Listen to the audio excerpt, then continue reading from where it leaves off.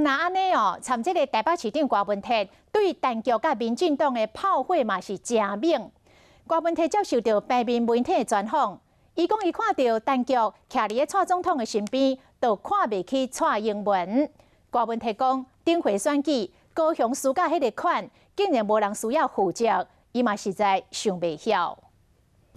提早10分钟接受媒体联访，这是台北市长郭文铁每一天固定行程。要不最近郭市长上片各大媒体接受专访，拢针对总统蔡英文甲总统府的秘书长陈菊，伊讲看到陈菊徛伫蔡总统的边啊，就看袂起蔡英文。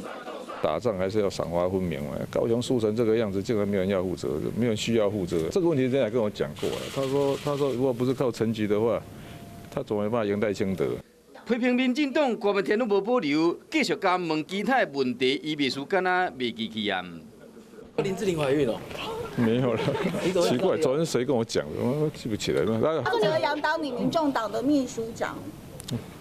你在哪里听到的？你昨天讲的。所以你现在真的有思考要郭柯配吗？配，这是最好的答案吗？配不会吧？我就当台北市长。 嘛毋知是有影袂记起啊，假袂记起的。要过郭台铭甲郭文铁两人互动真密切，因为郭台铭要去美国行程，伊先讲出来。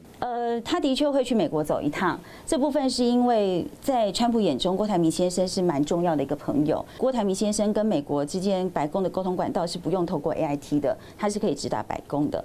就等9月17独立参选人联署登记的截止日，这个答案就知影。